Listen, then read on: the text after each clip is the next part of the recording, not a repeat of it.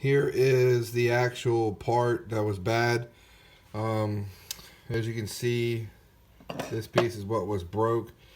Now we already got the new one in. Everything works fine. Picked it up from Harley Davidson. It was like 67 bucks, real easy. Also picked up a new filter. I think that thing was like $13 or something. All went back in all good. Thing about this is the two rods that hold the rocker arms on. Real easy, just tap it right out. They'll come right out. They are notched, however, on this end. So when you go to put it back together, slide it through. The rocker is going to be in there, the rocker arm, and then just make sure you twist it and face it when you run the bolt in here, and it's notched. So that way it just drops in there nice and easy. And you'll see what I'm talking about on that pin that's in here. And then put it all back together.